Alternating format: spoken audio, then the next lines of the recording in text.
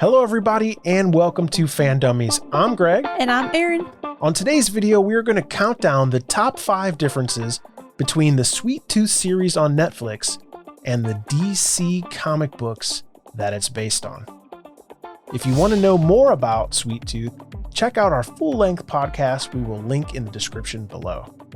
Now, before we get started, just a reminder, there will be spoilers for both the TV series and the comic books. And if you stay to the end, we want to share with you why executive producers Susan and Robert Downey Jr. made some of the changes to the series that they made, and what the comic book creator Jeff Lemire thinks of these changes.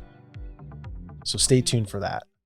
All right, let's count it down. Number 5, the comic book is dark and violent and for adults, where the TV series is TV-14.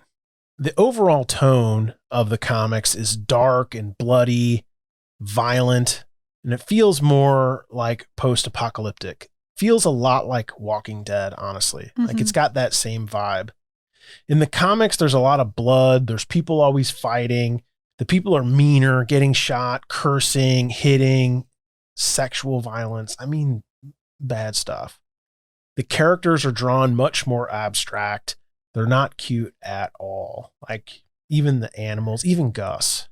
They're so ugly that they are kind of cute to me. He's ugly. I mean, he looks like what a deer child would look like, not just like a cute kid with antlers. Yeah, they definitely cast a way too cute of a kid for the show. Yeah. I mean, he just has antlers on it. I mean, you just sand down those nubs and, you know. He could hide. Yeah, put a hat on. You look like a regular kid. The Netflix series is the exact opposite. It's cute. It's colorful. The characters are nicer. If someone is fighting, they don't really show blood. You know, if people are getting shot, it's kind of like off screen. You know, you see their like body just fall. Or you might hear a gunshot or a weapon. You know, the focus will shift to another character when something bad is happening.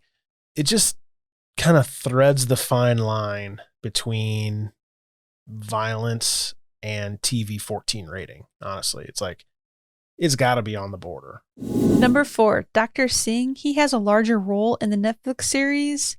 In the Netflix series, Dr. Singh, they round out his character more. We get a backstory. And there's just more character development there. I was really surprised when I was reading the comics and he just kind of like showed up. Because I didn't read the comics till after the show. Oh, yeah.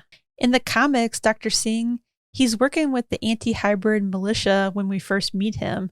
So like Greg says, he just kind of appears. And we know him as the one who's experimenting on the hybrids just to find a cure. And when I say experimenting, he's dissecting them and he studies them.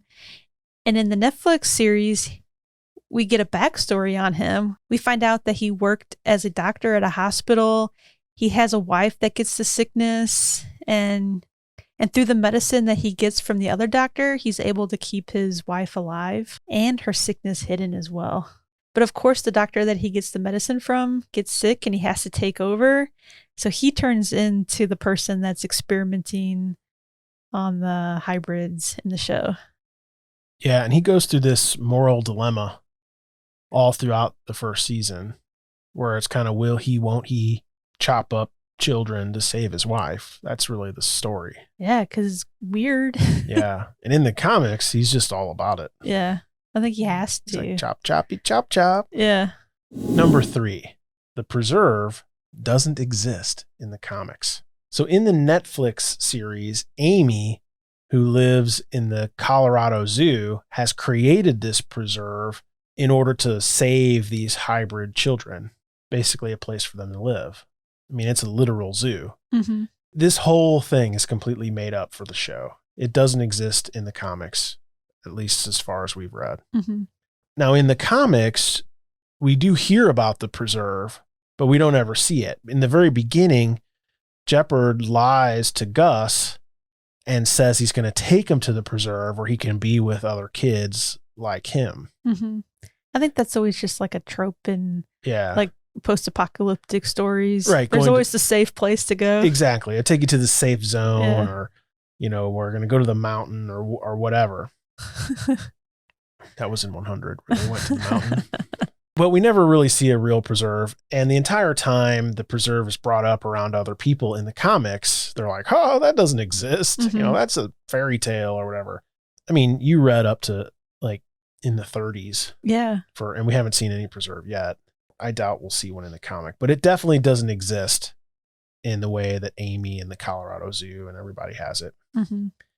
Now, Amy has adopted a hybrid pig daughter, Wendy, in the Netflix series.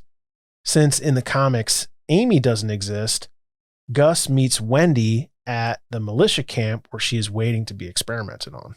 And then in the comics, Wendy actually ends up being a main character that travels with Gus. Mm-hmm. So that's pretty cool. Now, I think that that's going to happen in the show. Yeah. Like, if we were to speculate for season 2, I believe that Amy and Wendy are going to converge and be part of the group. Yeah, because Wendy is one of the hybrids who can actually talk, just like Gus. Because I think all the other hybrids we've seen so far, they can't talk, or they say very few words.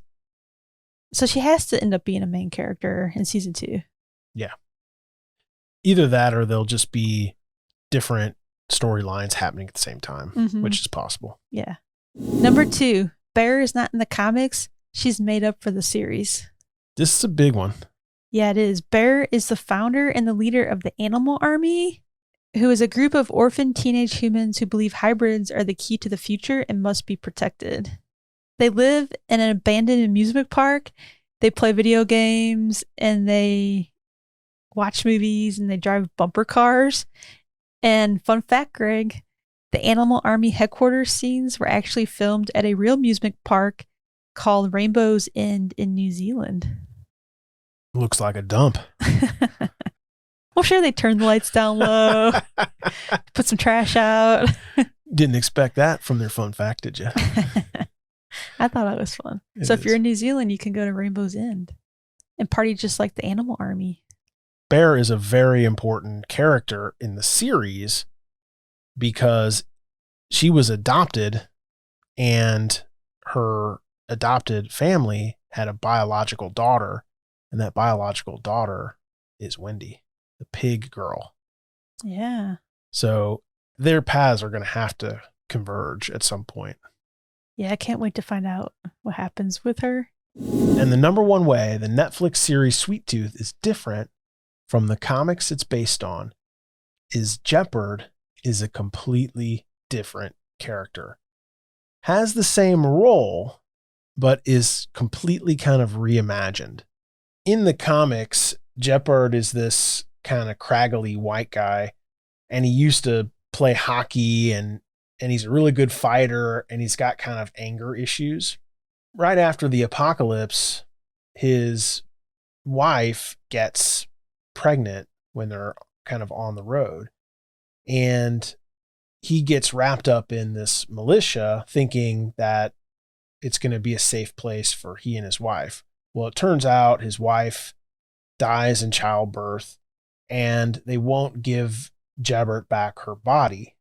So they tell him, go get a hybrid and we'll trade you the hybrid for your wife's dead body so that you can bury her and do whatever you want to do with her. Well, the hybrid he captures is Gus. So that's kind of how the Jebbert story starts in the comics. Now, in the show, Jeppard is a black guy that used to play football, and he's kind of like good at surviving and doing what he has to do. He also had a pregnant wife, but his story was a little bit different. He kind of forces his way into the hospital. As far as we know, the wife and the baby survives, but it is a hybrid. And by the way, in the comics, Jeppard's baby is also a hybrid. So there's lots of parallels there. Now, I think the story in the show, Jebbert he's just more warm. He's not as scary. He shows his heart right away, right? Like, from the beginning in the comics that Jebbert's up to no good. Mm-hmm. But in the show, he seems so genuine and nice. And completely inconvenienced by Gus. It was more inconvenience than it was anything. Like, he really wanted to just leave Gus back at the house, but Gus follows him and really kind of demands to be taken to go see his mom. The difference is a lot in intentions. It's still like a sports player who is used to kind of being tough. That gives him an advantage in the apocalyptic world. But show Jeb starts off nice but inconvenienced, and comic Jeb, he's got bad intentions from the get-go and then has a turning point later. I'll say it that way. I don't want to give too much away. That's really the biggest difference is the intentions of the character. And their story is completely different. Like, it has some similarities, but it's way different. You have to read it to really appreciate all the differences. And one of the things we wanted to talk about, people are uncomfortable with the changes they make in the source material, but it was intended from the beginning when this was adapted that they were going to make changes, right? They were going to lighten it up. They were going to make it more family friendly. There's actually a couple of great discussions, and I think Jeff goes on the record and has some things to say, doesn't he, Erin? Yeah, Jeff Lemire says, executive producer Jim Mickle laid out his vision for the series, and as soon as I heard how in line his vision was with what I had originally created, I felt the story was in really good hands. The author also signed off on all creative changes between the comics and the show. He goes on to saying, for me, Gus and Shepard are the core and the heart of the story, and that remained true. Everything that's been added has been very additive to that central heart of the story. I'm really excited about the new stuff, actually. I think some of the best parts of the show are some of the new characters, which is really exciting for me because I get to experience something new too. The Sweet Tooth comic series has been over for a little while. Mm-hmm. So this is a chance for Jeff Lemire to maybe try some things out or see his work adapted in a different way, because his audience for the comics was adults that liked dystopian material. Yeah. The audience for Sweet Tooth on Netflix is completely different. It's families with teenagers, essentially. Yeah. I also saw another interview from Netflix that another reason that the Netflix series is so different from the comics is because executive producers Susan Downey and Robert Downey Jr., they wanted to make it a great co-viewing experience for parents and kids. Yeah, and that comes through. I mean, they even brightened up the colors. You know, the music is kind of happier, and there's all sorts of little tools they used to do that. Yeah. So for anybody that's fans of the original Sweet Tooth comics, this is for a different audience. It's an adaptation, so just keep that in mind. Thank you so much for watching Fandummies. What did you think the biggest differences were between the TV series and the comics? Let us know in the comment section below. If you like this video, give us a thumbs up, hit the subscribe, and hit the bell so you don't miss anything. We'll see you next time. Bye-bye. Bye. If you're interested in our other DC Comics and Sweet Tooth content, you can check these videos right here. Thanks.